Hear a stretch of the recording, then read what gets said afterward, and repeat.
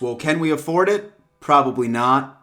But let a guy dream. Yo ho ho, Dom Mafia. Welcome to yet another edition of the Dom Mafia Report. And yes, you did read that title correctly. This is the time of the year where I just start putting out videos of what I would like to look as my ideal roster you would normally only find on a video game. That's right. I am proposing that the Buffalo Bills make a trade for Christian McCaffrey. Now, I know several of you probably have already left a comment being like, come on, Dan, let's be realistic. We have no cap space. I am well aware of that. And even from an outsider looking in, I would tend to agree with you. I mean, let's be honest with ourselves. Right now, where it stands, the Buffalo Bills are well into the negatives of overall cap. And we all know the massive contract that Christian McCaffrey ended up signing just a couple of years ago. And he's due, I think, about $11 million going into this 2022 season. So the overall finances from, I would say, the average football fan would seem to be nearly impossible.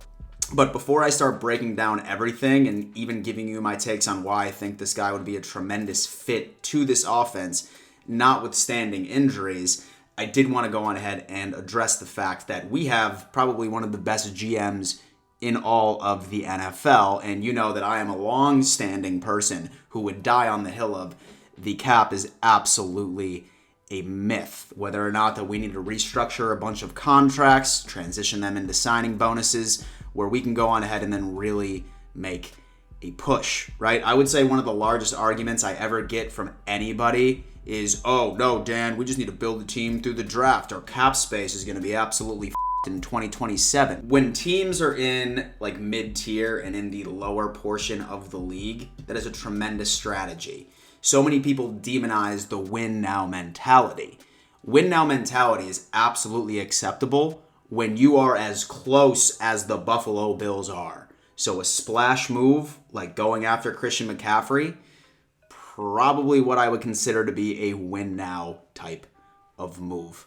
So what I really want to go on ahead and is just address on exactly how I think that this trade can happen, number one, and what this would mean for our offense. I was scrolling through Twitter, and this was not from a credible source whatsoever, but it actually did end up making a little bit of sense, especially due to the fact that Christian McCaffrey has played a total of 10 games in the past 2 years. I really think that Matt Rule and company over in Carolina are trying to move away as they continue to try and build a team for the future. Because let's be honest with you, I don't believe that they're anywhere near close unless they can miraculously get Watson as their quarterback moving on into this coming season. But back to that tweet, I did see something proposed which I thought would make a lot of sense.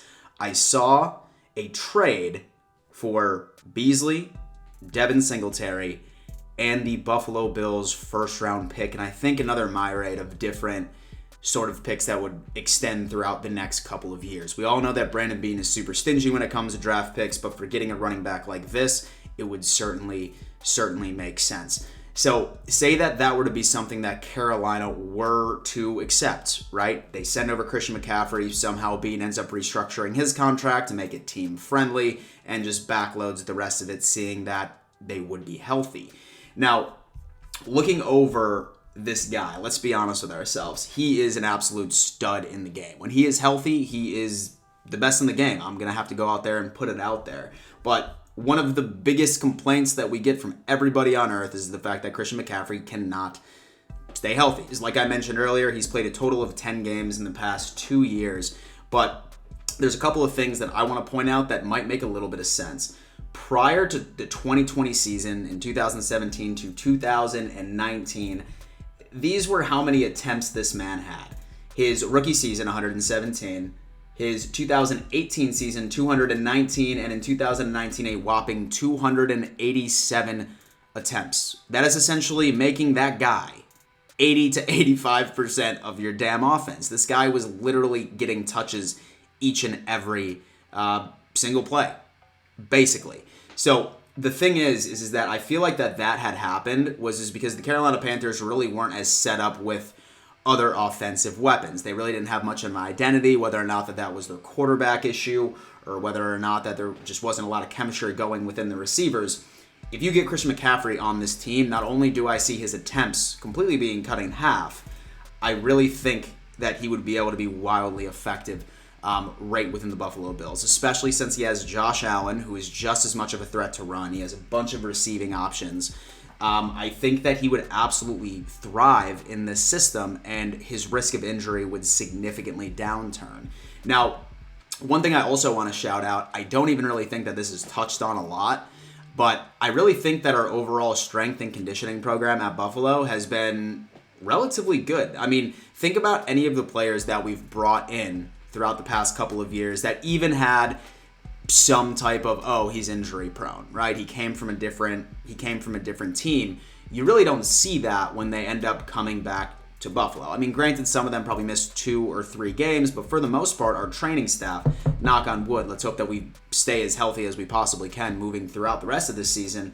But I'm really confident in the fact that I think that if he were to come to this team, I think that things would completely switch around for him as well. I mean, this guy's an absolute machine, right? I mean, he is an absolute threat on the ground, and he is an even bigger threat in the passing game. One of the best pass-catching backs in the league. Once you account for all of the rushing attempts he had in 2018 and 19, he also racked up 107 receptions and 116 receptions those 2 years, where they legitimately made him not only their workhorse back, but their workhorse offensive player.